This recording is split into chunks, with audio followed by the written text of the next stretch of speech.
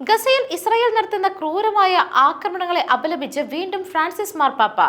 ഗസയിൽ നടത്തുന്ന ക്രൂരതകളെക്കുറിച്ച് ഞാൻ വേദനയോടെ ഓർക്കുന്നു. കുട്ടികളെ യന്ത്രത്തോക്കുകളാൽ കൊല്ലുന്നു. സ്കൂളുകളിലും ആശുപത്രികളിലും ബോംബാക്രമണം നടത്തുന്നു. എന്തൊരു ക്രൂരതയാണിത്. പ്രതിവാര പ്രാർത്ഥനയ്ക്ക് ശേഷമാണ് മാർപ്പാപ്പ ഈ വാക്കുകൾ പറഞ്ഞത്. ഇസ്രായേൽ ഗസയിൽ നടത്തിയ വ്യോമാക്രമണത്തിൽ ഒരു കുടുംബത്തിലെ 7 കുട്ടികൾ കൊല്ലപ്പെട്ടതിന് പിന്നാലെയായിരുന്നു പാപ്പയുടെ പ്രതികരണം. ഇസ്രായേൽ ഗസയിൽ നടത്തുന്നത് യുദ്ധമല്ലെന്നും ക്രൂരതയാണെന്നും മാർപ്പാപ്പ ഇന്നലെ പറഞ്ഞിരുന്നു.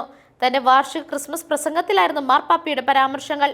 ഇന്നലെ കുട്ടികൾക്ക് നേരെയാണ് ബോംബേർ ഉണ്ടായത്. ഇത് ക്രൂരതയാണ്, യുദ്ധമല്ല.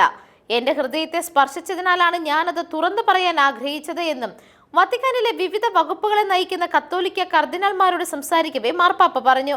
ഗസയിൽ ഇസ്രായേൽ വംശഹത്യയാണോ നടത്തുന്നതെന്ന് അന്വേഷിക്കണമെന്നാവശ്യപ്പെട്ട് മാർപ്പാപ്പ നേരത്തെയും രംഗത്തെത്തിയിരുന്നു. ഇസ്രായേൽ ഗസയിലും ലെബനാനിലും നടത്തുന്ന ആക്രമണങ്ങളെ വിമർശിച്ച് മുൻപും മാർപ്പാപ്പ രംഗത്തെത്തിയിരുന്നു. എന്നാൽ അന്ന് ഇസ്രായേലിന്റെ പേരെടുത്ത് പറയാതെയായിരുന്നു പോപ്പിന്റെ വിമർശനം. പ്രതിരോധം എപ്പോഴും ആക്രമണത്തിന് അനുപാതികമായിരിക്കണം. അനുപാതികമല്ലാത്ത ആക്രമണങ്ങൾ ഉണ്ടാകുമ്പോൾ ധാർമ്മികതയ്ക്ക് അതീതമായി ആധിപത്യ പ്രവണതയുണ്ടാകും. ഇത് ചെയ്യുന്നത് ഏത് രാജ്യമായിരുന്നാലും അത് അധാർമികമാണെന്നും അദ്ദേഹം അന്ന് പറഞ്ഞിരുന്നു. മാർപ്പാപ്പയുടെ പ്രതികരണം ഇരട്ടത്താപ്പാണെന്നാണ് ഇസ്രായേൽ പ്രതികരിച്ചിരിക്കുന്നത്.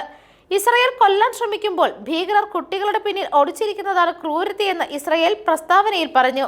ഗസയിൽ ഇതിനോടകം തന്നെ 45,259 ഫലസ്തീനികളാണ് കൊല്ലപ്പെട്ടത്. News desk മെഗ്നവിഷൻ.